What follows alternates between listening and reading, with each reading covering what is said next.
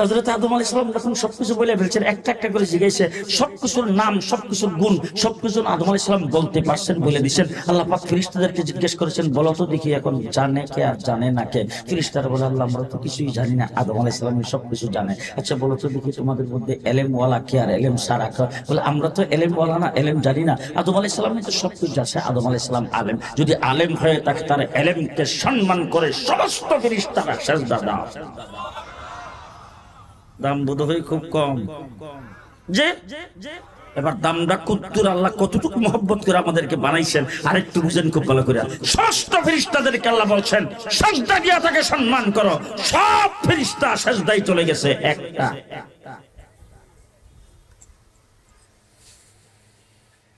আল্লাহ পাক জিজ্ঞেস করেছেন, এই সবাই সিজদায় গেল, তুমি যে দাঁড়াই গেলে, ডাক দিয়া আমি বুদ্ধিজীবী। কি আমি বুদ্ধিজীবী? এখনো কিন্তু দেখেন বাংলাদেশে কিছু বুদ্ধিজীবী আছে, একটা রমাদাত শোনো বুদ্ধি বিক্রি করতে করতে টকশোতে বসে, বিভিন্ন জায়গায় বসে যে ইসলামের বিরুদ্ধে কুটকুট কুটকুট করে, সবগুলি ইবলিসের খালাতো ভাই। বুদ্ধিজীবী আল্লাহ তোর কাছে কি বুদ্ধি আছে? বলে আরে আমারে বানাইছেন আগুন দিয়া। দেখেন যুক্তিগত বুদ্ধিজীবী, আমারে বানাইছেন আগুন দিয়া, আদমরে বানাইছেন মাটি দিয়া। মাটির স্বভাব হইল নিচের দিকে তাকা, আদমের আগুনের স্বভাব হইল উপরের দিকে উঠা। আগুন হইল আলো আর মাটি হইল অন্ধকার। সুতরাং আলো কোনো সময় অন্ধকারের সামনে মাথা নত করতে পারে না, আর যেটা নিচু নিচুর কাছে কোনো সময় উপরে উঠার যেটা সেটা উন্নত হতে পারে না। এই জন্য আমার যুক্তিতে ধরে নাই, আমি বুদ্ধিজীবী। আল্লাহ রাব্বুল আলামিন ডাক দিয়ে কইছে, তুই 50 বছরের জন্য বহিষ্কার।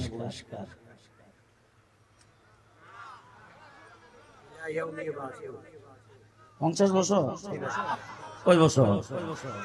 হ্যাঁ, সিজদা কারে করে নাই? জি, আমাদের বাবার সম্মান কত যে একজনের সিজদা করলো না, সে আজীবনের জন্য বহিষ্কার হয়ে গেল। কিছু বুঝে আসতেছে? 2 নম্বর আসেন, সিজদা করার হুকুম করেছেন কে? কাকে সিজদা করার কথা বলেছেন? আদমকে সিজদা করার কথা বলেছেন, আল্লাহকে তো সিজদা করার কথা বলে নাই। সে আদমকে সিজদা করে নাই, আজীবনের জন্য একটা সিজদার কারণে ইবলিস বহিষ্কার হয়ে গেল।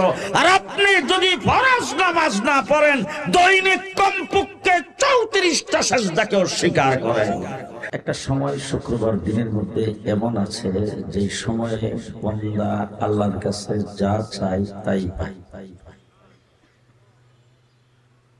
যে কোনো দোয়া করে সেই দোয়াটা আল্লাহ কবুল করে। সময়টার ব্যাপারে বিভিন্ন রকম মত প্রকাশ করা হয়েছে। সবচাইতে বেশি গ্রহণযোগ্য মতামত যারা দিয়েছেন, এই সময়টা সম্পর্কে বলেছেন যে সময়টা আসরের পরে মাগরিবের আগে। এই একটা মুবারক সময়ে আজকে আমরা এখানে বসেছি। যেখানে বসেছি এটা একটা মাঠ। এই মাঠে সারা বছর অনেক কাজকর্ম করে, কিন্তু আজকে এই সময়ে এই মাঠটা জান্নাতের বাগান। কিসের বাগান? আমি জিন্দা মানুষের সামনে কথা বলতেছি, তো সবাই জিন্দা আছেন তো? জিন্দা মানুষের মতো কথা বলবো। জান্নাতের বাগানের দাম বেশি না কম? অনেক বেশি। আমাদের বাংলাদেশের কিন্তু অনেক দামি দামি জায়গা আছে। প্রেসিডেন্ট হাউস, বঙ্গভবন বাংলাদেশের মধ্যে সর্বোচ্চ জায়গা, সবচেয়ে বেশি দামি।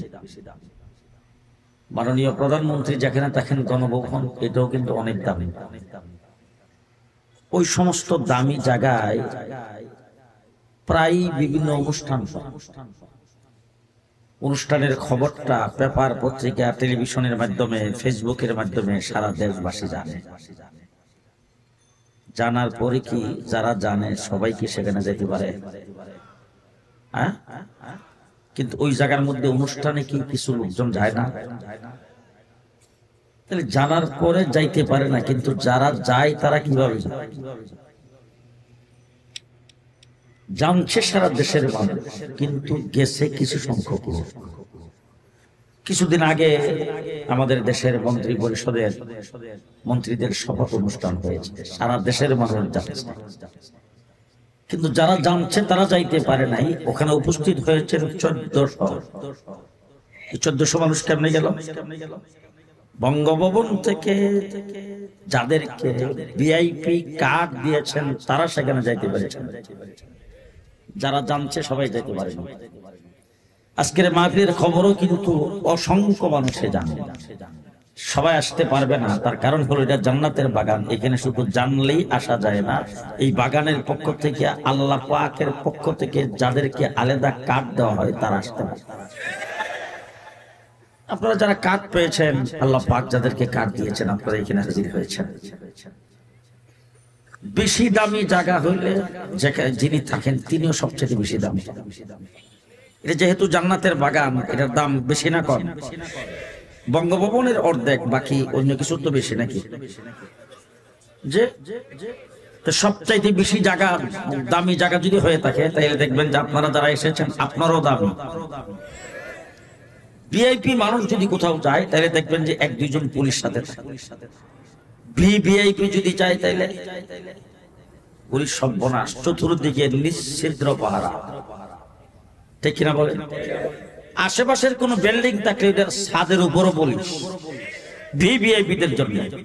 আপনারা যারা এখানে এসেছেন আপনারাও ভিআইপি, চতুর্দিকে ফেরেশতারা এমন ভাবে পাহারা দিয়ে বসেছেন, একজনের কাঁধে আরেকজন বসে জমিন থেকে আসমান পর্যন্ত। সুবহানাল্লাহ, আওয়াজটা একটু বড় হইলে বাইরের লোকজন বলতো যে কি মনে হয় কিছু লোকজন আছে, আমরা যাই। কথা বুঝেন নাই? প্রত্যেকখান একটা কথা মনে হয়েছে, বলবো। হযরত আব্দুল্লাহ ইবনে মুবারক রাহমাতুল্লাহি আলাইহি নাম শুনছেন? হ্যাঁ, ইমামে আযম আবু হানিফা রাহমাতুল্লাহি আলাইহির ছাত্র। তো তিনি হজের সফর করে বাগদাদে আগমন করেছেন। তো বাগদাদের জামি মসজিদে তিনি নামাজ আদায় করেছেন। সেখানে তার ভক্তবৃন্দ তার সঙ্গে সাক্ষাৎ করার জন্য গিয়েছেন। ওই জায়গার মধ্যে উনি হাসি দিয়েছেন। হাসি দিলে মুসলমান কি বলে? আলহামদুলিল্লাহ। এই আলহামদুলিল্লাহ যারা যিনি শোনেন তিনি কি বলবেন? হযরত আব্দুল্লাহ ইবনে মুবারক হাসি দিয়েছে, হাসি দিয়ে তিনি আলহামদুলিল্লাহ বলছেন। ওনার বক্তবৃন্দ যারা সামনে ছিলেন তারা যে শুনছে, সবাই মিলে ইয়ারহামুকাল্লাহ যে বলেছেন, এই আওয়াজটা বাদশাহ হারুন রশিদের সিংহাসনটা থরথর করে কাঁপিয়ে দিয়েছে। এই হলো মুসলমানের আওয়াজ। কার আওয়াজ? হ্যাঁ, আমরা সবাই মুসলমান তো, মুসলমানের আওয়াজ মনে রেখে। বন্ধুগণ, যে কথা বলতেছিলাম, আমাদেরকে আল্লাহ পাক দামি বানিয়েছেন। আমরা সবচাইতে বেশি দামি। দামি মানুষ গর্ব করে চলে, কথা বলে। আমরাও কিন্তু গর্বিত, ঠিক না? ৮০,০০০ মাখলুকাত আল্লাহ পাক তৈরি করেছেন। কয় হাজার? ৮০,০০০ মাখলুকাতের ভিতরে সবচাইতে দামি এবং শ্রেষ্ঠত্ব দান করেছেন মানুষকে। আল্লাহ পাক আমাদেরকে গরু ছাগল বানায় নাই, হাঁস মুরগি বানাই নাই, পোকামাকড় বানাই নাই, সাপ বিচ্ছু বানাই নাই। আল্লাহ তাবারক ওয়া তাআলা আমাদেরকে মানুষ বানাইছেন। দাম বেশি না কম? জি, আমাদের দেশে দেখছি কোন দামি জিনিস যদি হয় তাহলে মানুষ গর্ব করে বলে এক নেকের বৈঠকে ফাঁস। কিসের বৈঠকে? এক নেকের বৈঠকে যেটা ফাঁস হয়, এটা মানুষের মনে করে খুব দামি হয়। দামি দামি জিনিস ফাঁস হয় এক নেকের বৈঠকে, সংসদ অধিবেশনে, মন্ত্রী পরিষদের মিটিংয়ে। আর আমার আল্লাহ পাক বলেন, ওয়া ইয ক্বালা রাব্বুকা লিল মালাইকাতি ইন্নী জাইলুন ফিল আরদি খলিফা। মানুষ তোমরা শ্রেষ্ঠ, এবং শ্রেষ্ঠত্ব তোমাদেরকে কিভাবে দিয়েছি? আমি আল্লাহ পাক ফেরেশতাদের সামনে ঘোষণা করে সমস্ত ফেরেশতাদেরকে দিয়ে সম্মতি নিয়ে সেখানে বাস করেছি।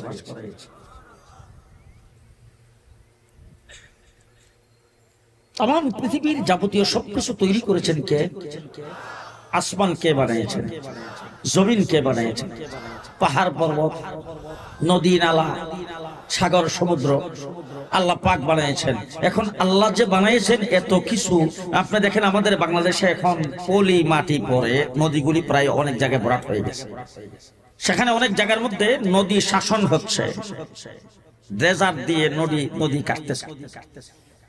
আমার জানা আছে আমাদের ব্রাহ্মণবাড়ি, আমার দেশের বাড়ি ব্রাহ্মণবাড়ি, সেখানে একটা তিতাস নদী আছে। আজকে বোধহয় 5-7 বছর যাবত সেটা কাটা হইতেছে, বোধহয় 5-7-10 কিলোমিটার কাটা হয়েছে কিনা শুনবে। একটা নদী যেটা পলি মাটি পরে ভরাট হয়ে যাওয়ার পরে, সেটা যদি 5-7-10 বছর কাটার পরেও যদি নদীর 2-4-5-10 কিলোমিটারও এখনো না হয়ে থাকে, তাহলে আল্লাহ পাক বঙ্গোপসাগরটা কাটাইছে যে এতগুলি ডেজার আল্লাহ কোথায় পাইল? এটা বোধ হয় যখন উত্তরা মানুষজন বসবাস করতো না, এখান থেকে নিছিল নাকি? যে এতগুলি কারিগর, এতগুলি লেবার কোথায় পাইল আল্লাহ? আপনারা শিক্ষিত সমাজ এখানে আছেন, আটলান্টিক মহাসাগরের উপর দিয়া বিমানে যাইতে 9 ঘন্টা লাগে। এত বড় আটলান্টিক মহাসাগরটা কে কাটাইছে? কে কাটাইছে? আসমান বানাইছেন একটা না 7টা। কয়টা? একটা থেকে আরেকটা বড়। আজ পর্যন্ত পৃথিবীর কোন বৈজ্ঞানিক আসমানের সীমানা বের করতে পারে না।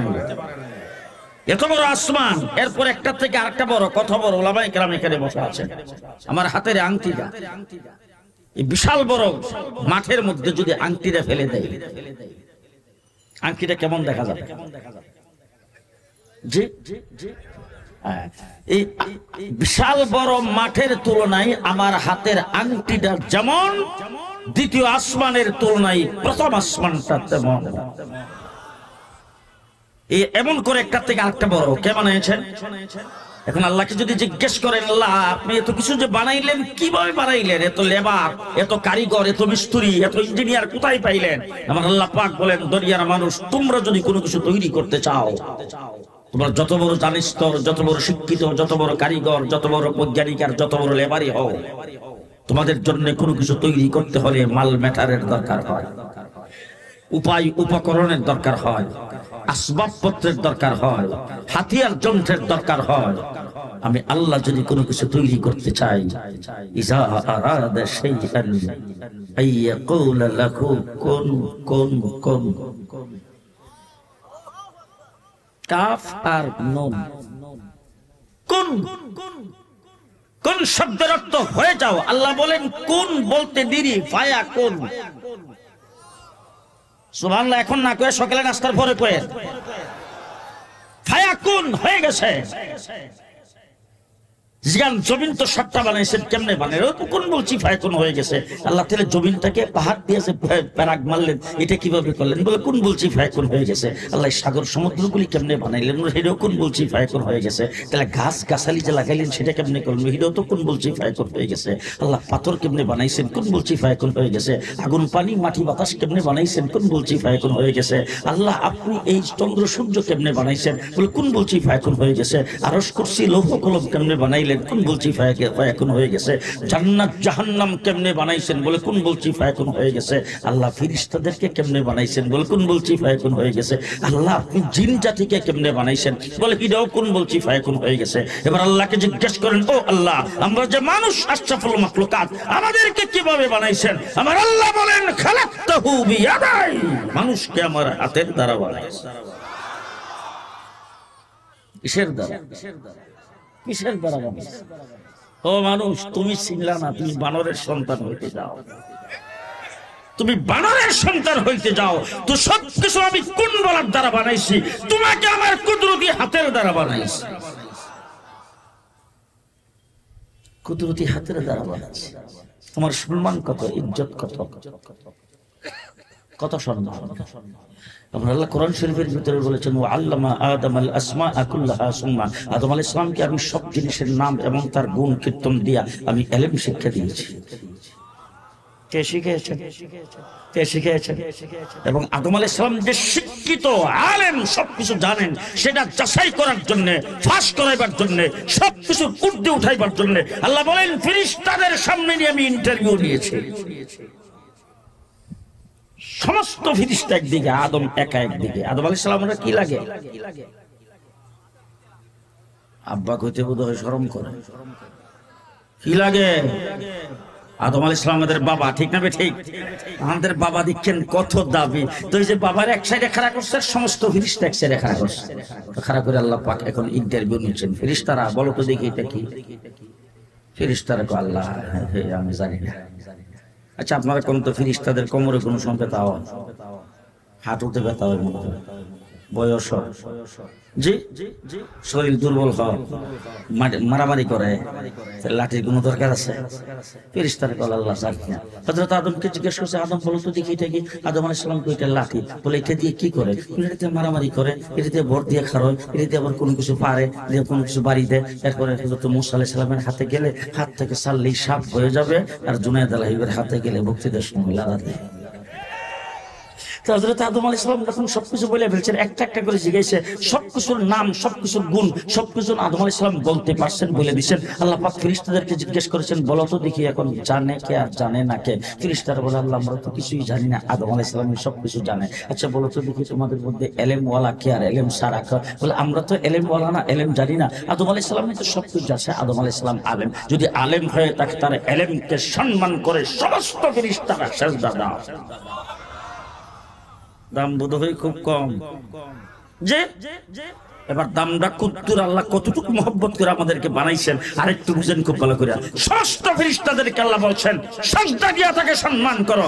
সব ফেরেশতা সিজদায় চলে গেছে, একটা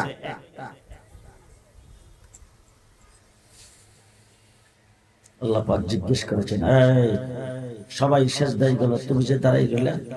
ডাক দিয়া আমি বুদ্ধিজীবী।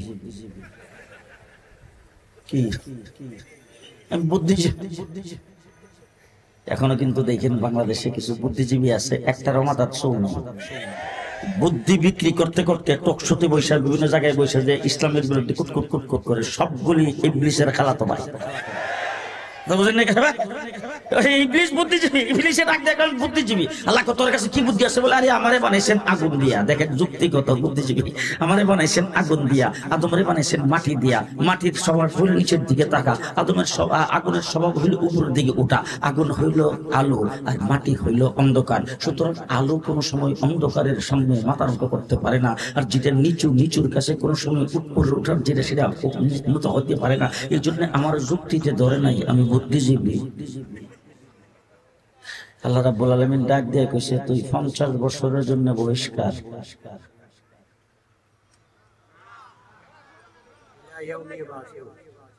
50 বছর? কই বছর? হ্যাঁ, সিজদা কারে করে নাই? জি আমাদের বাবার সম্মান কত যে একজনের সিজদা করলো না, সে আজীবনের জন্য বহিষ্কার হয়ে গেল। কিছু বুঝে আসতেছে? 2 নম্বর আসেন, সিজদা করার হুকুম করেছেন কে? কাকে সিজদা করার কথা বলেছেন?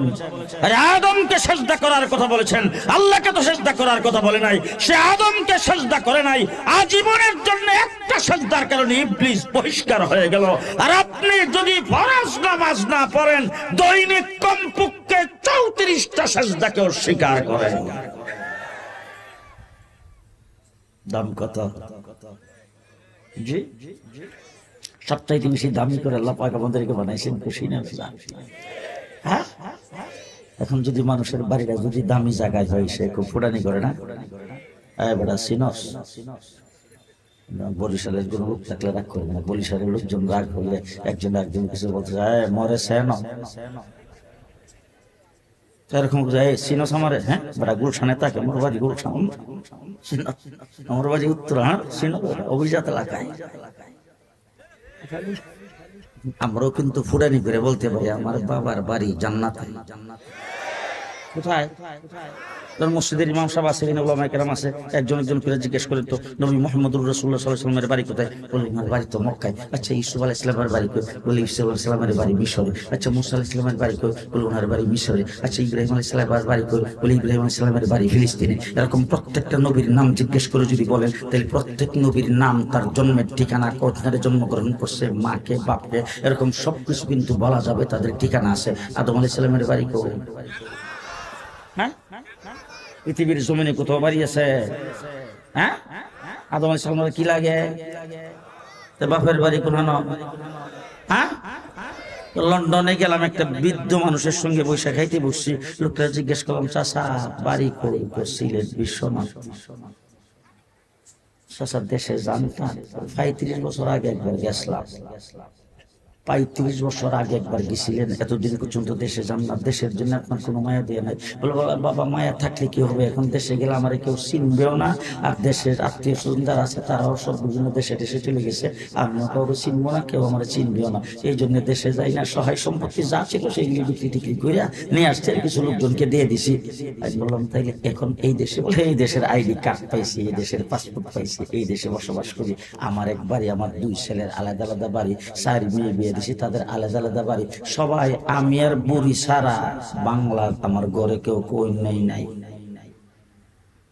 আমি জিজ্ঞেস করলাম যে আপনার ঘরে বাংলা কেউ বলারই নাই, আর আপনার ছেলেপেলেরা সবাই ইংলিশ, বাংলা কইলে বুঝেও না, বাংলা কইলে বুঝেও না। আপনার বাড়ি জিজ্ঞেস করলাম, পরে বাড়িটা তো এইখানে বলতে পারতেন, সিলেট বিশ্বনাথ কেন কইলেন? আমার দিকে ব্যবসায় তো আমার বাপদাদার বাড়ি আসছিল সিলেট বিশ্বনাথ। আমরা কার সন্তান? আদম আলাইহিস সালামের বাড়ি কো জান্নাতে, তা আমরার বাড়ি কো? আমরা কিন্তু জান্নাতি বাবার সন্তান, আমাদের বাড়িও জান্নাতে, জান্নাতের ওয়ারিশ সূত্রে মালিক। হ্যাঁ, আল্লাহ পাক আমাদেরকে কতটুকু সম্মান দিয়েছেন, কথা সংক্ষেপ করতে চাই। সম্মান আমাদের আরো আছে। 1,24,000 পয়গম্বর আল্লাহ পাক পৃথিবীতে প্রেরণ করেছেন। হযরত আদম আলাইহিস সালামকে তৈরি করে রূহের জগতে আল্লাহ পাক গোটা পৃথিবীতে কিয়ামতের দিন পর্যন্ত যত মানুষ পৃথিবীতে আসবে, আর আদম থেকে শুরু করে এ পর্যন্ত যত মানুষ পৃথিবীতে আসছে, সবাইকে আল্লাহ পাক রূহের জগতে আদমের পৃষ্ঠ থেকে একসাথে তৈরি করে সেই জায়গায় একটা প্রশ্ন করেছিলেন, আলাস্তু বিরব্বিকুম, আমি কি তোমাদের প্রভু নয়? ওখানে আমরা ছিলাম কিনা? জি, বুশ, ওবামা, জো বাইডেন সবাই ছিল কিনা? আবু জাহেল, আবু লাহাব, হ্যাঁ, নমরুদ, ফেরাউন, হামান, সাদ্দাত ছিল কিনা? আদম থেকে শুরু করে সমস্ত নবীর উম্মতরা সেখানে ছিল কিনা? আল্লাহ তাবারক ওয়া তাআলা সেখানে সবাইকে একসাথে তৈরি করে কাউকে বানাইছে আদম আলাইহিস সালামের উম্মত, কাউকে বানাইছে সুলাইমান আলাইহিস সালামের উম্মত, কাউকে বানাইছে নূহ আলাইহিস সালামের উম্মত, কাউকে বানাইছে ইদ্রিস আলাইহিস সালামের উম্মত, কাউকে বানাইছে মুসা আলাইহিস সালামের উম্মত, কাউকে বানাইছে ইব্রাহিম আলাইহিস সালামের উম্মত। এইভাবে ওই রূহের জগৎ থেকে সাপ্লাই দিতে দিতে দিতে দিতে শেষ আখির নবীর উম্মত আল্লাহ পাক আমাদেরকে বানিয়েছেন। এবার আপনাদের কাছে আমি জিজ্ঞেস করতে চাই, আমরা কি কোনদিন আল্লাহর কাছে দরখাস্ত করছিলাম, বলছিলাম যে আল্লাহ আমাদেরকে আদম থেকে ঈসা পর্যন্ত ওই সমস্ত নবীর যুগে পৃথিবীতে না পাঠাইয়া আখিরি নবীর উম্মত বানাও? এই কথাটা আমরা কইছিলাম কোনদিন? হ্যাঁ, কেউ বলেন নাই? তাহলে আপনারা জানেন না মনে হয়, আমাদের সকলের পক্ষ থেকে বঙ্গবন্ধু শেখ মুজিবুর রহমান বোধহয় এমন একটা দরখাস্ত দিছিল। জিয়াউর রহমান, এরশাদ চাচা দিছে, কেউ আমরা কেউ বলিনি। হযরত মুসা আলাইহিস সালামের কাছে আল্লাহ পাক তাওরীত কিতাব নাজিল করেছেন, সেই কিতাবের মধ্যে মুসা আলাইহিস সালাম পড়া দেখে একটা উম্মত পৃথিবীতে আসবে, নেক কাজ করবে, একটা সওয়াব পাবে 10টা। আমরা কয়টা পাই? একে কত? নামাজ পড়ব 5 ওয়াক্ত, সওয়াবের বেলা 50। হযরত মুসা আলাইহিস সালাম আল্লাহকে জিজ্ঞেস করতেছেন, আল্লাহ আমারে তো আপনি কালিমুল্লাহ বানাইছেন, তো আমি যে কালিমুল্লাহ, আমার সঙ্গে আপনি কথা বলতেছেন, আর তো বোধহয় জীবনের কারোর সাথে কথা বলবেন না। আল্লাহ পাক বলেন, মুসা কও কি, তোমার সাথে কথা বলতেছি, তুমি কই আর আমি কই? মুসা আলাইহিস সালাম কারণ তো পাহাড়ের উপরে আর আমি পাহাড়ের নিচে। আল্লাহকে মুসা এত কাছে না, আমি 7 আসমান পাড়ি দিয়ে সিদরাতুল মুনতাহা পার হয়ে আমার আরশের 70,000 পর্দার ভিতরে, সেখান থেকে কথা বলি, আর তুমি কুহুতুরের নিকট থেকে জবাব দাও। তুমি বলছো আর কারোর সাথে কথা বলবো কিনা? জেনে রাখো, কোন নবী না, কোন রাসূল না, কোন কিতাব প্রাপ্ত কোন ব্যক্তি না, ওহী প্রাপ্ত কোন ব্যক্তি না, একটা উম্মত পৃথিবীতে আসবে, যে উম্মতের সঙ্গে আমি আল্লাহ কথা বলবো, ডাইরেক্ট কোনো পর্দা থাকবে না। সেই উম্মত কারা? হ্যাঁ, কিভাবে ডাইরেক্ট? আনতা আবুদাল্লাহ কান্নাকা তারা ফাইল্লাম তাকুন তারা ফাইন্নাহু ইয়ারা। বান্দা যখন নামাজে দাঁড়ায় যায়, নামাজ পড়ে যখন আল্লাহু আকবার বলে দাঁড়ায় গেছে, তখন এই বান্দার সাথে আল্লাহর ডাইরেক্ট বান্দার আল্লাহর মধ্যে কোন পর্দা, কোন পর্দা ভাই। আনতাবুদাল্লাহ কান্নাকা তারা ফা ইল্লাম তাকুন তারা ফা ইন্নাহু ইয়ারা। নামাজের দাঁড়াইছো, তুমি মনে করো আল্লাহকে তুমি দেখতেছো। যদি আল্লাহকে দেখার মতো এরকম ইয়াকিন তোমার হবে না, কারণ সেটা নবীদের হবে। তুমি তো উম্মত, এই জন্য বলা হয়েছে তুমি দেখো না, তুমি আল্লাহ তোমাকে নিশ্চয়ই দেখতেছে, আল্লাহর সামনে দাঁড়াইছে। পর্দা নাই, ডাইরেক্ট। মুসা, তোমার সাথে কথা বলি আমি পার্ট টাইম, যখন তোমাকে ডাইকে আনি, যখন তোমার সময় হয় তখন এইখানে আসলে কথা বলি। নির্ধারিত একটা সময়ে, নির্ধারিত একটা জায়গায় একটা উম্মত পৃথিবীতে আসবে, যেই উম্মতের সাথে আমি আল্লাহ 24 ঘন্টার যে কোনো সময় কথা বলার জন্য আমার কথার ভান্ডারটা তাদের হাতে ছেড়ে দিয়ে রাখবো। আল্লাহ পাকের কথার ভান্ডার 30 পারা কোরআন আছে না নাই? আছে না নাই? হযরত মুসা আলাইহিস সালাম আল্লাহকে ডাক দেখুন, আল্লাহ লাডি দাও নিয়ে যান আর নবুয়তের খাতা থেকে নামটা কাটতে। বুঝুন আর আস্তে আল্লাহ আকবার। হযরত মুসা আলাইহিস সালাম আল্লাহকে লাডি দাও নিয়ে যান, নবুয়তের খাতা থেকে নামটা কাটতে ওই নবীর উম্মত বানাইলাম।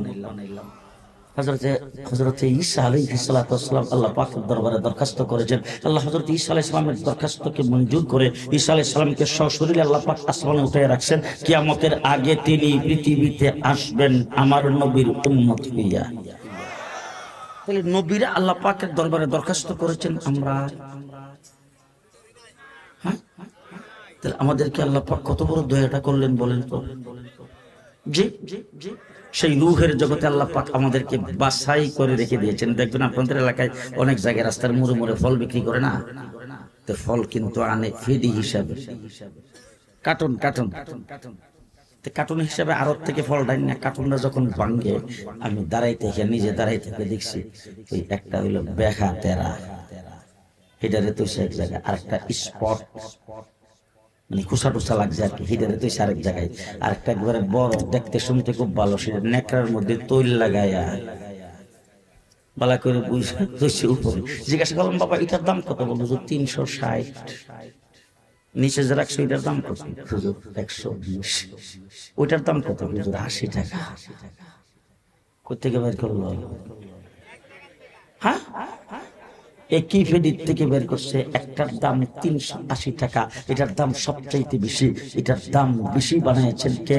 এই যে যিনি বিক্রি করবেন তিনি। আমার আল্লাহ পাক বলেন, আমিও রূহের জগতে তৈরি করে তোমাদেরকে বাছাই করে সবচাইতে দামি বানাইবার জন্য বিশ্ব নবীর উম্মত হিসাবে রিজার্ভ করে রেখে দিয়েছি। কে দিয়েছেন? রিজার্ভ করে রেখে দিয়েছি আখিরি নবীর উম্মত বানাইবার জন্য। নবী শ্রেষ্ঠ, আমরাও শ্রেষ্ঠ, এটা সবাই স্বীকার করেন।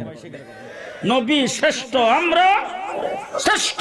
নবী সকল নবীদের মধ্যে দামি, ঠিক না? ঠিক ঠিক কিনা বলেন? মুহাম্মদুর রাসূলুল্লাহ সাল্লাল্লাহু আলাইহি ওয়াসাল্লামকে যদি আল্লাহ পাক সৃষ্টি না করতেন, পৃথিবীর কিছুই সৃষ্টি হতো না। টঙ্গীর বিশ্ব ইজতেমায় আসতাম শুরু সময় বাংলাদেশ স্বাধীনের পর পর, আপনাদের উত্তর উপর দিয়ে হাইটে গেছি, বাড়ি নাই, গম নাই, বিল, পানি, ক্ষেত, আয়। ও বাবা, এখন উত্তরের ভিতরে ঢুকলে দেখছেন কারবার। হাই হাই, মুহাম্মদুর রাসূলুল্লাহ সাল্লাল্লাহু আলাইহি ওয়াসাল্লাম যদি পৃথিবীতে নাই তো তাইলে উত্তরা কিন্তু হইতো না। ঘুমাইছেন মনে হয়?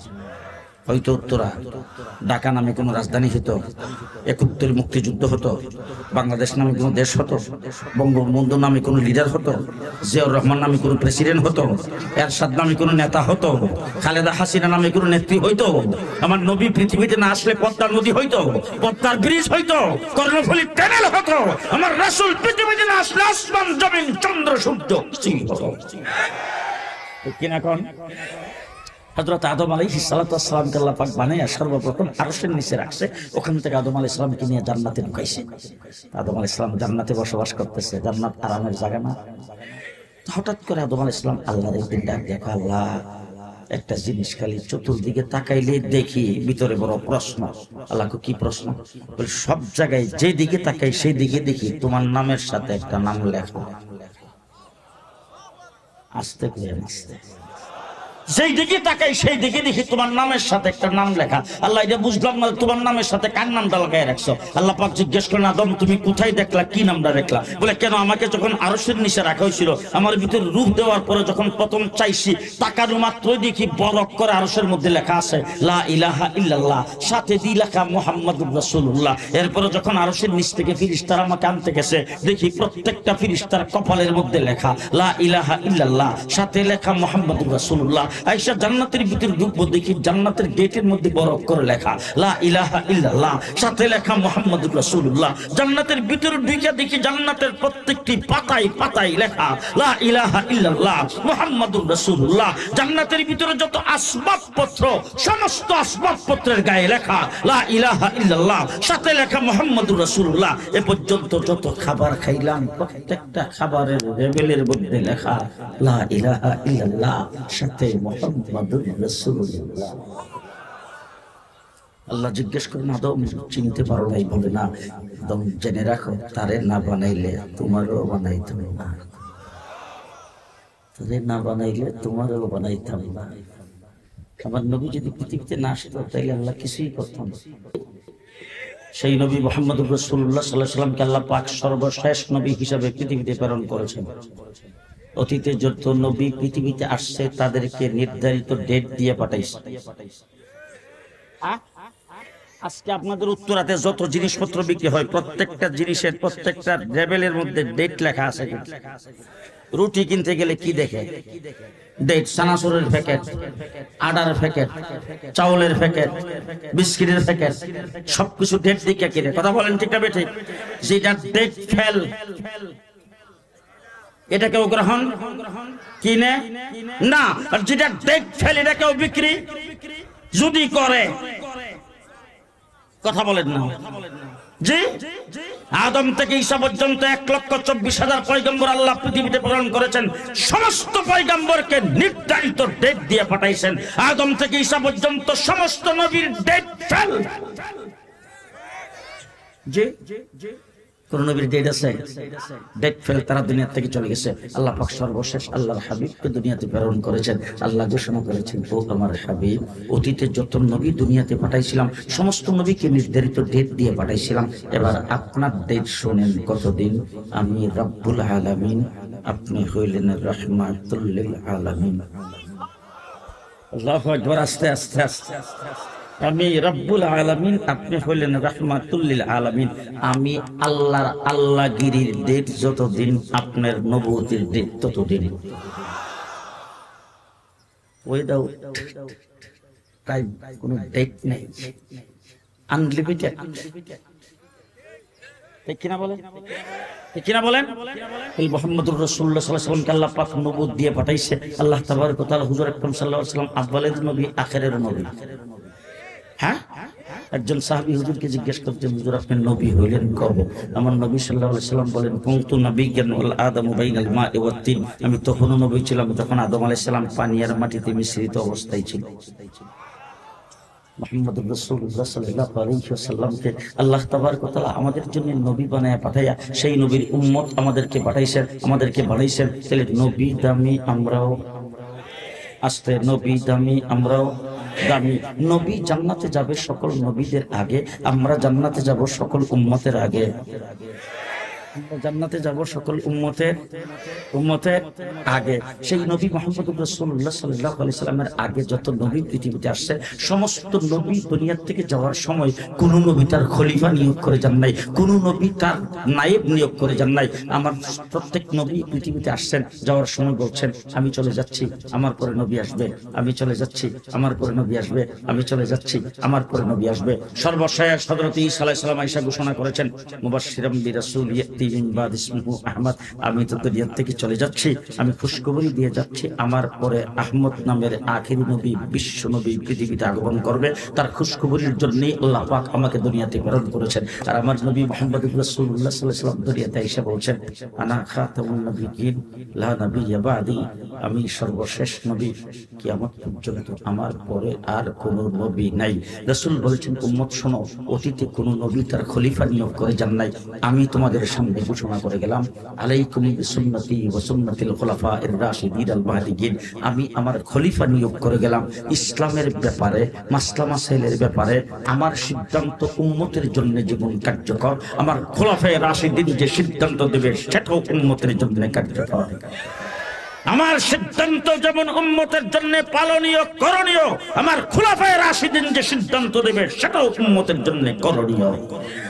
আমারটা মানলে যেই সওয়াব, খোলাফায়ে রাশিদিনটা মানলেও সেই সওয়াব, আমারটার যে ফজিলত তাদেরটার সেই ফজিলত।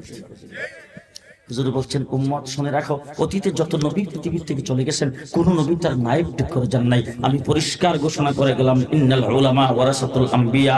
আর শুধু আমার উম্মতের উলামায়ে কেরাম, শুধু আমি মুহাম্মদুর রাসূলুল্লাহ সাল্লাল্লাহু আলাইহি ওয়াসাল্লামের নায়েব না, আদম থেকে আমি পর্যন্ত সকল নবীদের নায়েব।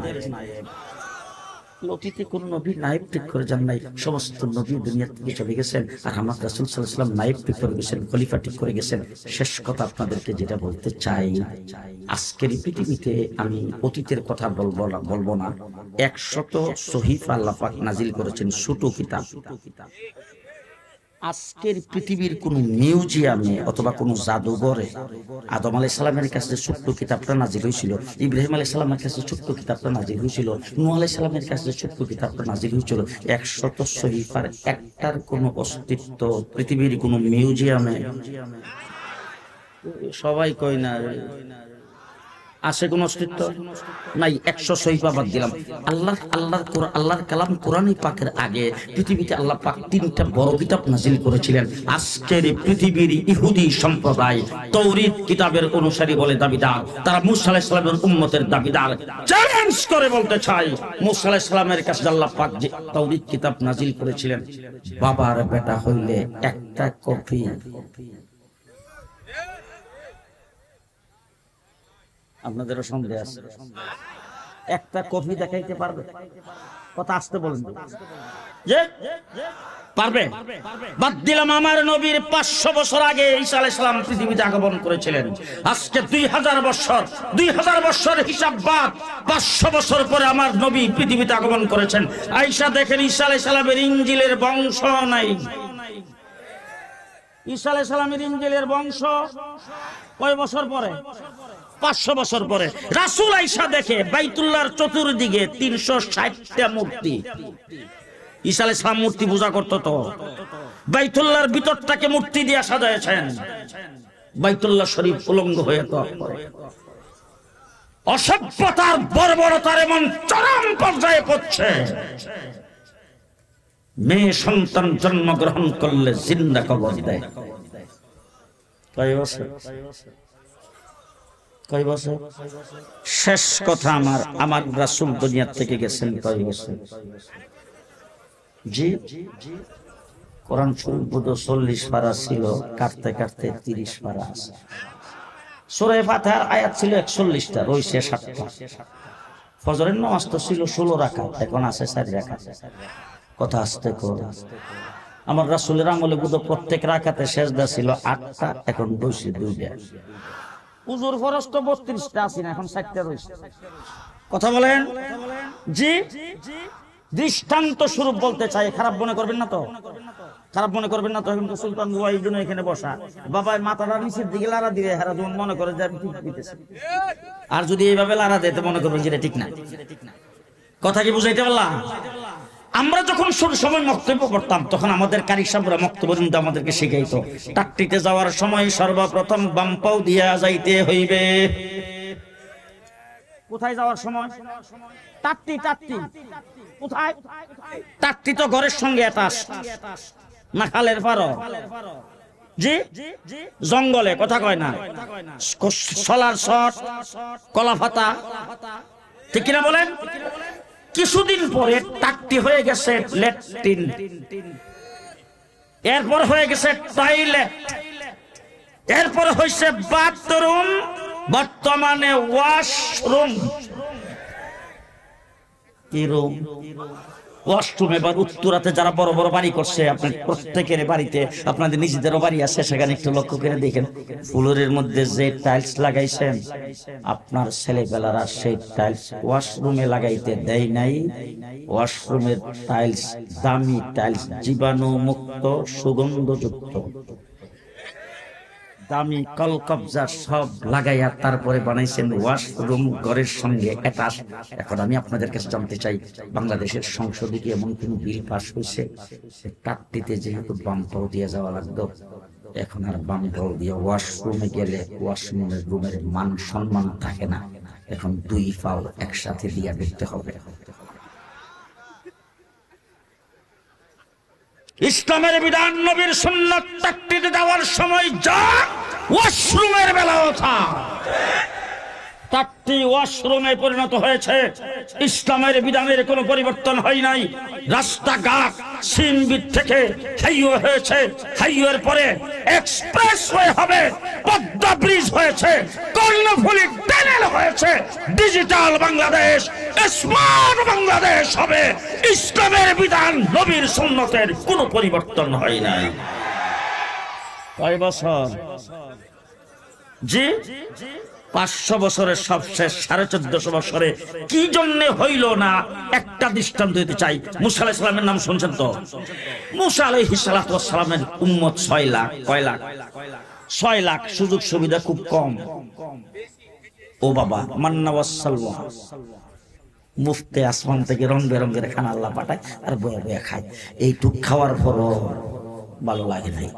ইসরায়েলের বংশধর তো আমার মুসা আলাইহিস সালাম ডাক দেখ, মুসা তোমার আল্লাহ রেখো, আমরা পেঁয়াজ দিত, রসুন দিত, আদা দিত, ধনিয়া দিত, জিরা দিত, আমরা ভাগ করে খাবো।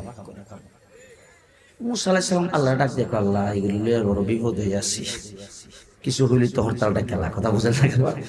এগুলো বড় বিপদ হয়ে আসছে আল্লাহ, এরা তো আবার পেঁয়াজ রসুন এগুলি চাইতেছে। আল্লাহ তো যাও দিলাম।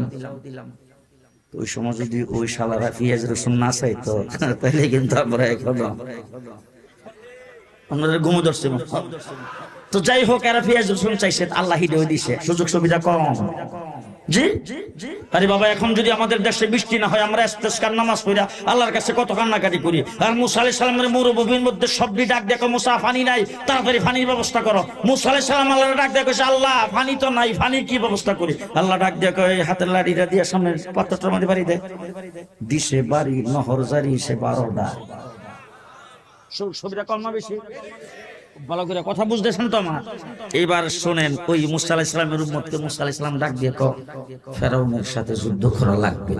সব মিল্লা ডাক দিয়ে কও, মুসা যদি ফেরাউনের লোক যুদ্ধ করা লাগে, তুমি আর তোমার আল্লাহ কইরো, আমরা নাই। আপনারা যেমন কোন আর কি, জাহাজ জাহাজ জাহাজ চাই, হুজুররা চলো, আমরা নাই। মুসা আলাইহিস সালামের উম্মত সবটি ডাক দেখায়, মুসা যদি যুদ্ধ করা লাগে, তুমি আর তোমার আল্লাহ কইরো, আমরা নাই। সুযোগ সুবিধা কম, সংখ্যায় কম। এবার শেষ কথা, আমার নবী 13টা বছর পর্যন্ত নির্যাতিত হয়ে সাহাবায়ে কেরামকে নিয়ে হিজরত করে গেছেন মদিনায়। বাড়ি নাই, ঘর নাই, পায়ের নিচে মাটি নাই, পাও রাখবার জায়গা নাই, মাথার নিচে কোনো ছায়া নাই, পরনে কাপড় নাই, পেটে ভাত নাই। আবু জেহেল 1000-এর বাহিনী নিয়ে মদিনায় আক্রমণ করতে গিয়েছেন। রাসূলুল্লাহ সাল্লাল্লাহু আলাইহি ওয়াসাল্লাম আল্লাহ পাককে ডাক দিয়ে বলছেন, ও আল্লাহ, আবু জেহেল তো মদিনায়ও শান্তি থাকতে দেবে না, 1000-এর বাহিনী নিয়ে আক্রমণ করতে আসছে, অস্ত্রে শস্ত্রে সুসজ্জিত হয়ে, আল্লাহ কি করব? আল্লাহ ডাক দিয়ে বলেন, এতদিন নীরবে যা সহ্য করেছ, এখন আর সহ্য করা যাবে না।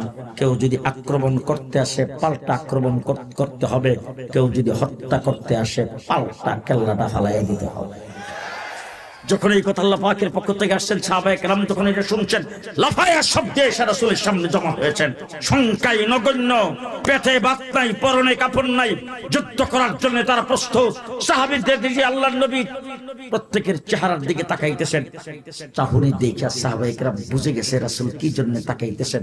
একজন একজন করে রাসূলের সামনে দাঁড়াইতে শুরু করেছেন, বলছেন, ও আল্লাহর হাবিব, মুসা আলাইহিস সালামের উম্মত বলেছিল যুদ্ধ করা লাগবে, তুমি আর তোমার আল্লাহ কইরো, আমরা আপনার উম্মত, পেটে ভাত নাই, পরনে কাপড় নাই, রমজান শরীফের মাস, শেষ রাত্রে সেহরি পেট ভরে খাইতে পারি নাই, আমরা ইফতার কি দিয়া করব সেই ব্যবস্থা নাই।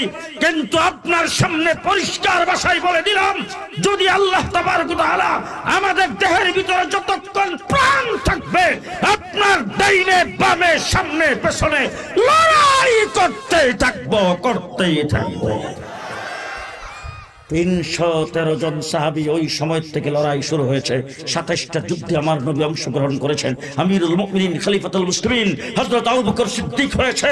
যাকাত কিছু লোক অস্বীকার করেছে, মুসাইলামাতুল কাজ্জাব নবুয়তির দাবি করেছে। হযরত আবু বকর সিদ্দিক ডাক দিয়ে বলছেন, আয়ান কুসুদ্দিন আনা হাইয়ুন, আমি জিন্দা থাকতে দ্বীনের সামান্য ক্ষতি হবে, আবু বকর সিদ্দিক বরদাস্ত করবে না। আজকে ওই 313 জন বদরের যুদ্ধের তারা যেই কথা বলছিলেন, পরিষ্কার ভাষায় বলে যাচ্ছি, আমাদেরও কথা সেইটা। আল্লাহর নবীর ইজ্জত রক্ষার জন্য রাসূলুল্লাহ সাল্লাল্লাহু আলাইহি ওয়াসাল্লামের জানদানি লড়াই করতে হলে লড়াই করতেই থাকবো। রাসূলের ইজ্জতের উপর আক্রমণ আসতে দেব না। পরিষ্কার ভাষায় বলে যাচ্ছে, আজকে এই মাহফিল থেকে সামনে আসতেছে রমজানের মাস, একটা প্রতিজ্ঞা করে যেতে হবে, যতদিন দুনিয়াতে বেঁচে থাকবো মুসলমান হয়ে বেঁচে থাকবো। 2 নম্বর, আমাদের সন্তানরা এদেশে মুসলমান হয়ে থাকবে। ইসলাম থেকে কেউ যদি আমাদেরকে দূরে সরাইতে আসে, ছলে বলে কৌশলে দেশটা যদি ফিলিস্তিনের মতো হয়ে যায়, আফগানিস্তানের মতো হয়ে যায়, দেশের স্বাধীনতা যদি চলে যায়, নাস্তিক আর মুক্তাদের হাতে যদি দেশ চলে যায়, আপনি আমার সামনে যদি কেউ এসে দাঁড়ায় রাইফেল বন্দুক আর স্ট্যান্ডার্ড মেশিন গান নিয়ে আমার বুক বরাবর ধরে যদি বলে ইসলাম ছাড়তে হবে, বুক টান করে বলতে হবে কেল্লা কাটায় দেব, ইসলাম দেব না। প্রস্তুত, প্রস্তুত, প্রস্তুত, জীবন দিয়ে দেব, ঈমান দেব না। প্রস্তুত থাকলে হাত উঠাইয়া দেখান। আমার বন্ধুগণ, উলামায়ে কেরাম, আমেন, উলামায়ে কেরাম আপনাদের সামনে ওয়াজ করবে। শেষ কথা আমি আপনাদের সামনে বলছি, আমার ঘরে যে সন্তানাদি হয়েছে, একটাও কিন্তু স্কুলের বারিন্দা দিয়ে যাবে না, সব কাঠমোল্লা। খালেদ সাইফুল্লাহ ইবির যত সন্তান সব মাদ্রাসায়। আপনারা যারা এখানে এসেছেন, আপনাদের সন্তানরা স্কুলে পড়ে, আমরা আনন্দিত। আমার মতো কাঠমোল্লার দ্বারা ব্যারিস্টারি চলবে, ওকালতি চলবে, ইঞ্জিনিয়ারিং চলবে। তাহলে ইঞ্জিনিয়ার, ব্যারিস্টার, ডাক্তার আমার দেশে দরকার আছে না নাই? সুতরাং স্কুল কলেজের শিক্ষা আমার দেশে দরকার। 100 বার শিক্ষা দিবেন, কিন্তু আপনি যদি মুসলমান হয়ে থাকেন, আপনি আপনার সন্তানের বইটা হাতে নিয়ে দেখবেন সেটার ভিতরে ইসলাম আছে কি না। ইসলাম থাকতে হবে স্কুল কলেজের সর্বত্র। উজুর ফরজ জানতে হবে স্কুলের ছাত্ররাও, গোসলের ফরজ স্কুলের ছাত্র জানতে হবে। আপনি জীবনে মুসলমান, আপনার সন্তান মুসলমান হইতে হবে। আপনাকে আজকের থেকে যাচাই বাছাই করে দেখতে হবে, আমার ছেলে স্কুলে পড়বে ঠিক, কিন্তু ছেলেরা মুসলমান থাকবে কি না, এটা দেখা দরকার আছে না নাই? আজকের থেকে দেখবেন, ইনশাল্লাহ আসতে গেছি, আজকের থেকে দেখবেন, দেখবেন রাম রামায়ণের কিচ্ছা আমার সন্তান পড়বে না, দেবদেবীর কিচ্ছা আমার সন্তান পড়বে না। আমার সন্তান মুসলমানের ঘরের মুসলমান, নবীর জীবনী পড়বে, সাহাবায়ে কেরামের জীবনী পড়বে। এই আওয়াজ কি আপনাদের পক্ষ থেকে উঠবে? আপনারা কি পারবেন? পারবেন? আল্লাহ কবুল করুন। সকলে বলুন আমিন। ওয়া আখিরু দাওয়ানা আলহামদুলিল্লাহি রাব্বিল আলামিন।